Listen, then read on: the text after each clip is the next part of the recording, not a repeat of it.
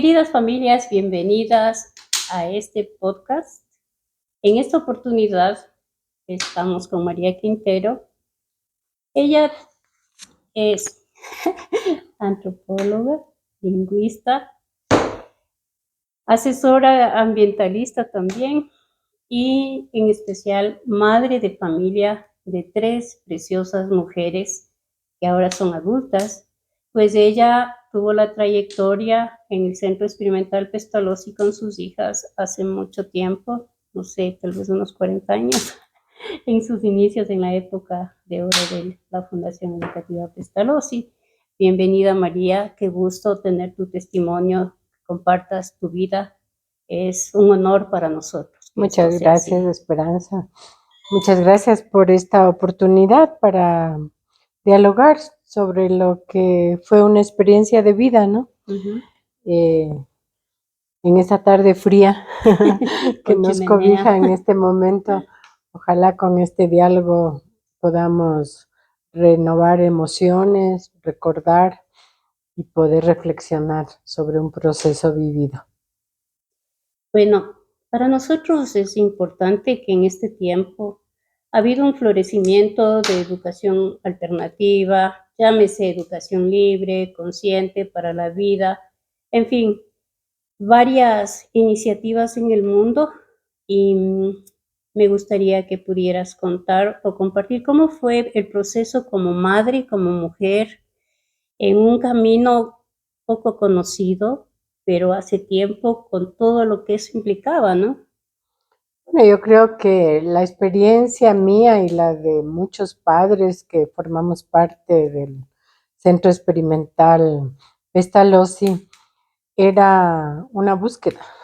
Es decir, no somos adultos cualquiera, somos personas que cada uno tenía una trayectoria particular y esa trayectoria particular se vislumbraba en la búsqueda de cambios, ¿no? O sea, nosotros creo que el factor común denominador que nos unió era el abrir una oportunidad a nuestros hijos para no repetir lo que nosotros habíamos vivido, es decir, una educación rígida, una educación basada en anular los procesos naturales del ser humano, una educación que no estaba orientada a la felicidad, a la alegría, sino a la represión, a la competencia, a los premios, castigos.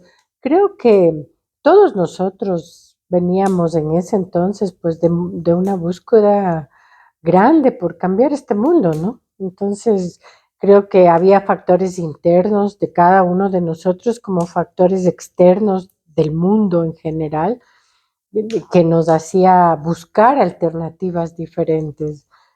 Recordemos, era la década del 70, había el mundo en general, había pasado mayo del 68, había todos los cambios en América Latina, las esperanzas de construcción de un mundo mejor, ¿no? Un mundo más humano.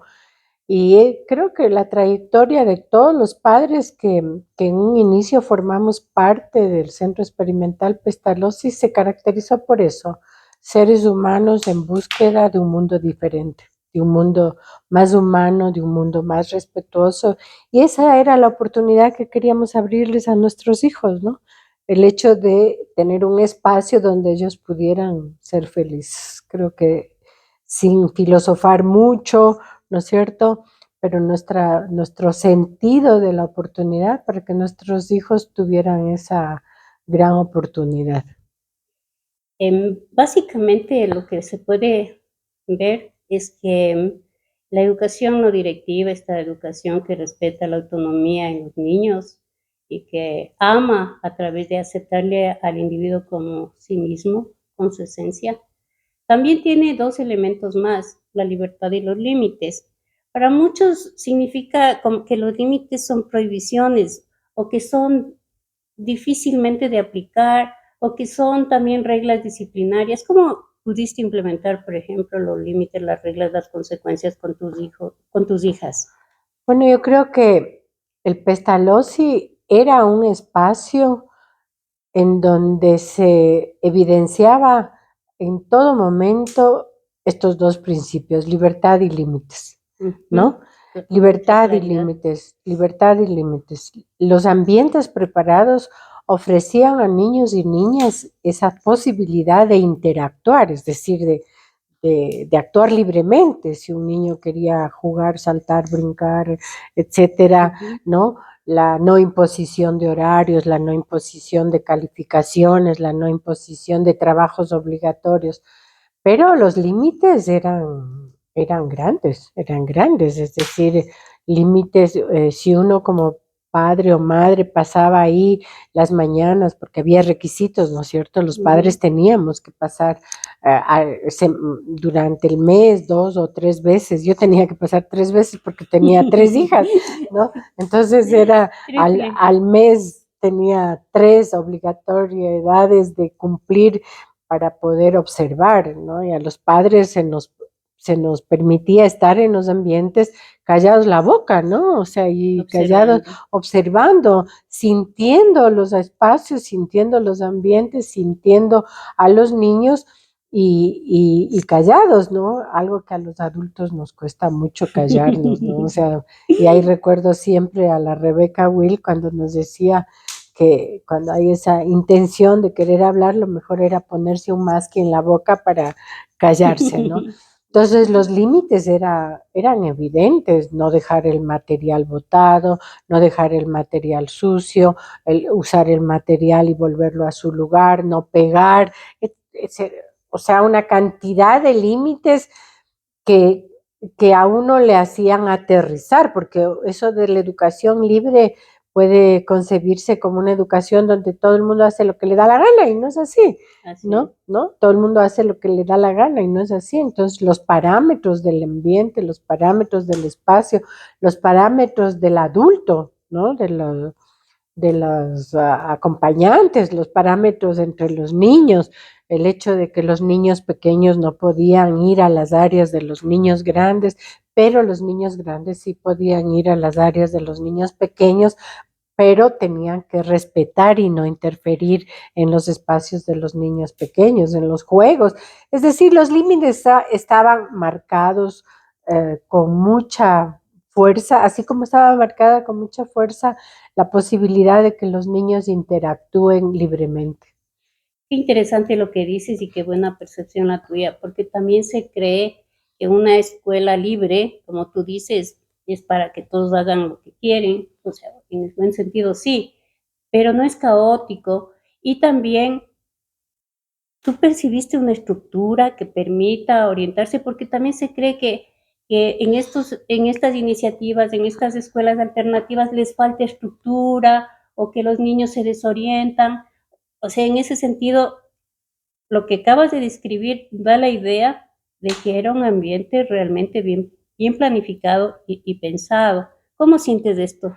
O sea, yo creo que el centro experimental se caracterizó por ofrecer espacios preparados para los niños, detrás de los cuales había toda una reflexión, una preparación y un esfuerzo humano inmenso del personal que trabajaba ahí, Uh -huh. de los ideólogos del centro experimental, que eran Rebeca y Mauricio, de toda la filosofía en la que se sustentó el centro experimental, o sea, desde la persona que hacía la limpieza, porque tenían Así que, es. las aulas eran impecables, el material era impecable, la cocina impecable, es decir, todo este espacio que uno percibía al entrar era un espacio preparado, y preparar espacios exige reflexión, sensibilidad, conocimientos, argumentos, no, ¿por qué sí, por qué esto no?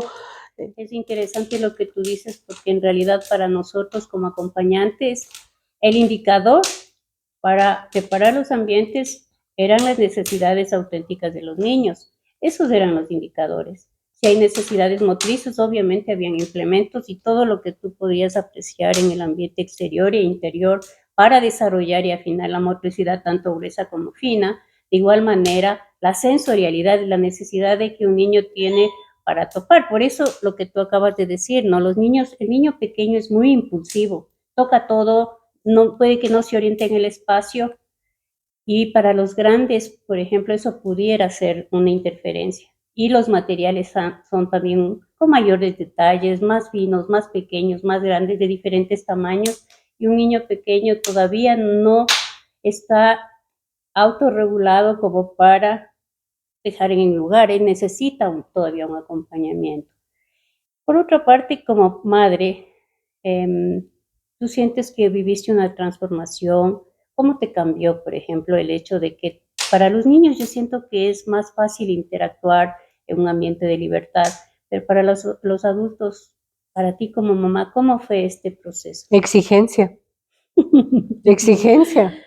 O sea, era muy complejo admitir que los hijos, en este caso mis hijas, vayan 4 horas al centro experimental, vuelvan a la casa y haya otro mundo. O sea, uno tenía que hacer esfuerzos bastante grandes para que en la casa hubiera también esos parámetros, si bien no todos, ¿no es cierto? No se trata de que la casa reproduzca lo que tenía el centro experimental, pero sí aplique los principios básicos, ¿no? Sí. Los principios básicos, tener ambientes preparados, la atención del adulto, ¿no? Yo, una madre que trabajaba, ¿no? Con 3 hijas y tenía que mantener, entonces, para mí era exigencia, yo tenía todos los trabajos que yo tuve en ese tiempo, yo puse condición, yo entro a trabajar a las 9 de la mañana y salgo a mediodía porque yo tengo que dejar a mis hijas en el bus, acompañarlas en el desayuno, almorzar con ellas y como ritos, ¿no? O sea, el desayuno, almuerzo, la merienda, es decir, los espacios de acompañamiento que obliga a un adulto para los hijos de tres edades diferentes, ¿no? Es grande y la exigencia es grande. Hay que entender, hay que aprender, hay que leer, hay que conocer, hay que informarse y hay que observar.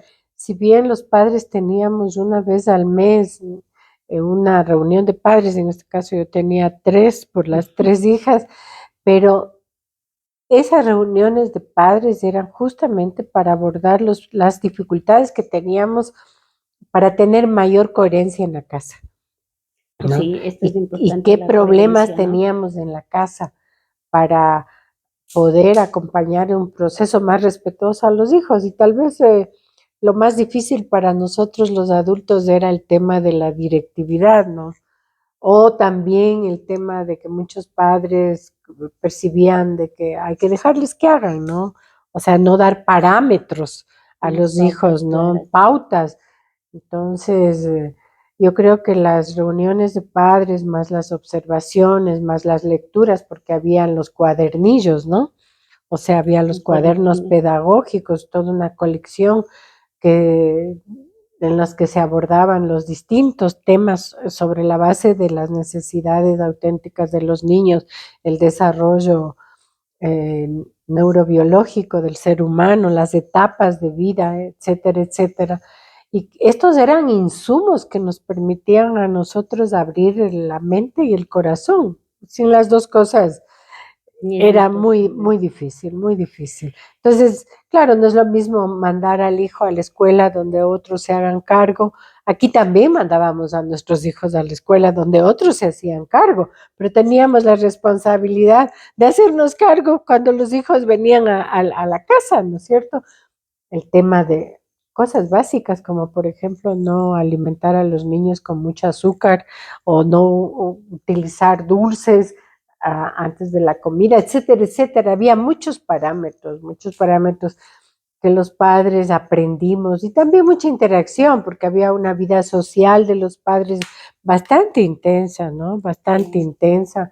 Nos reuníamos, conversábamos, bailábamos, disfrutábamos, cantábamos. Eran las ferias de economía alternativa, es decir, había una colectividad pensando en la posibilidad de construir un mundo más humano, ¿no? Más accesible, dadas las dificultades. Me gustaría tal vez, si pudieras decirnos, porque mucho también hay la crítica de que sí es importante que los niños aprendan, que el conocimiento y todo eso, pero a mí me gusta resaltar mucho si tú pudiste observar en tus hijas cómo se iban activando esas potencialidades de la toma de decisiones, el autoaprendizaje que viene, bueno, que es el autodidactismo, el autoconocerse también, porque siempre se habla de lo académico, pero de autoconocerse, que eran dos pilares fundamentales. Por un lado, el autoaprendizaje de los legados culturales y por otro lado, el autoconocimiento. O sea, el Educar para ser, como hay también el libro de Rebecca Wild que se llama Educar para ser. ¿Cómo sentiste que estas herramientas les permiten a tus hijas gestionar la vida ahora que ellas son adultas? ¿Cómo sientes que se... Bueno, yo creo que todo el proceso que ellas pasaron en el Centro Experimental Pestalozzi, en la época de mayor auge de la Fundación Educativa Pestalozzi, mis hijas fueron absolutamente beneficiadas de ese proceso, ¿no? Con todo lo que vivieron durante muchos años ahí, en distintas etapas. La mayor se salió del centro experimental cuando tenía 15 años, quiso probar la educación formal, casi me da un patatús a mí, ¿no? Pero no a ella. La segunda, en las oportunidades que se abrieron ahí, tuvo la posibilidad, la segunda y la tercera, de viajar en bicicleta hasta Manaus. O sea, tenían 13 años y 15 años, ¿no? Y viajaron desde el Ecuador hasta la selva brasilera a Manaus y aprendieron geografía, aprendieron historia, aprendieron la historia latinoamericana, aprendieron, conocieron. Eso les abrió muchos horizontes. Después mis hijas, después viajaron mucho, ¿no? En su época de adolescentes, a conocer el mundo. Y cada uno buscó caminos diferentes. Mi hija, la mayor, es una administradora hotelera exitosa en los Estados Unidos. Y yo recuerdo siempre que cuando había la etapa de los trabajos, se les ofrecía varios trabajos a los niños como una posibilidad de interactuar con el mundo exterior, ¿no es cierto? No para que vayan a trabajar, pero que trabajando conozcan la experiencia del mundo exterior de los adultos. Y a mi hija le encantaba ir al Hotel Quito, me acuerdo, le encantaba, y le encantaba hacer menús. Y muchas veces me salvaba la vida cuando yo tenía reuniones de trabajo, porque era ella la que preparaba. Y a ella le encanta, es feliz con lo que hace, es una trabajadora exitosa y es feliz con lo que hace. Ella dice, se apasiona con su trabajo. Mi otra hija es experta en temas de agua y saneamiento, autodidacta también. Fue a estudiar al Brasil, fueron becadas las dos, ganaron becas por sí solas, ellas gestionaban su camino. Y bueno, fue a estudiar en la famosa Universidad Brasilera, donde todo el mundo cree que ahí hay los grandes parámetros para el mundo, los grandes problemas ambientales actuales. Y ella se pegó el chasco del mundo, ¿no? Porque al año, aguantó un año. Y ella dijo, yo aquí no doy un día más, porque aquí primero se nos enseña sobre la importancia de los transgénicos. Segundo, aquí todo es memorístico y todo es competitivo. Yo vengo de un proceso autodidacta, yo vine a aprender porque me interesa la problemática ambiental del mundo. No vine a competir con nadie, no vine a que me califiquen. Así que se salió de la universidad y les dejó sorprendidos a todos los catedráticos y le hicieron un seguimiento a ella, ¿no? Y ella se fue a conocer todas las comunidades que pudo en el Brasil, desarrolló procesos propios de aprendizajes de permacultura, luego se especializó en temas de agua y saneamiento, podríamos decir, con el manejo de técnicas alternativas y solas, ¿no? Solas, enfrentando esta presión social por el mundo académico, pero también encontrando sus propios caminos, ¿no? Ujú. Sus propios caminos. Entonces los aprendizajes están ahí. La otra se fue, quiso descubrir África. Quiso descubrir África y se quedó en Brasil, se enamoró en el Brasil, vive una comunidad afro-brasilera, le fascina el mundo afro-brasilero, ¿no? El mundo cultural. Ella quiso estudiar antropología, después nunca estudió antropología, se quedó ahí enraizada con el mundo cultural afro-brasilero y cada una de ellas ahora ya son madres, cada una de ellas preocupadas por las oportunidades que puedan abrir a sus hijas, en este caso a mis nietas, ¿no? Entonces, claro, nos preocupa, siempre ponemos el tema de las escuelas alternativas, decimos no, porque no les van a enseñar, porque no va a haber un diploma, porque no hay una calificación, porque van a sufrir después cuando vayan al mundo Que no se van a formal, adaptar. que no se van a adaptar, eso es falso, los que sufrimos somos los adultos, ¿no? Así Yo es. sufrí muchísimo con estas, pero ellos no saben lo que hacen, deciden y siguen adelante. Esos son los procesos de crecimiento propio, no lo que papá, la mamá quiera o diga, o la familia o el sistema. No, lo que sienten hacer y lo que se siente hacer en la vida se hace con alegría y se sale adelante. Es parte de la humanidad. Eh, si pudieras dar un mensaje a las familias que están iniciando este camino, bueno, hoy en día ya hay montones de recursos como para incluso conocer más sobre la naturaleza del ser humano y todo, ¿no? Hay más recursos y también ya hay caminos andados, hay referentes. Pero ¿qué les dirías tú a las familias? Que hay que soñar, que quien no sueña no construye nada. O sea, nosotros fuimos soñadores y creo que abrimos ese mundo real a nuestros hijos. O sea, no es un cuento lo que estamos contando, es una realidad. El centro experimental funcionó durante más de 33 años y ha alimentado a muchísimas experiencias educativas en el Ecuador, en España y en otros países del mundo, ¿no? Entonces, eso es una realidad. Yo creo que primero hay que tener la confianza. Confianza total. Y el ser soñadores significa también pensar en la posibilidad de construir entre varios. O sea, solitos no se, este mundo solitario no avanza y la pandemia nos ha dejado encerrados entre Y como, nuestras propias paredes, ¿no? Y la tecnología peor. Entonces, hay que juntarse. Para construir grandes sueños hay que juntarse grandes soñadores, creo yo. gracias María. Y recuerden seguirnos en nuestras redes sociales, en Instagram como laboratorio-autodidacta.22 y en Facebook Laboratorio Autodidáctico. Y no se olviden que todos los miércoles también compartimos un episodio. Muchas gracias. Gracias, Esperanza. Gracias. ¿Ya?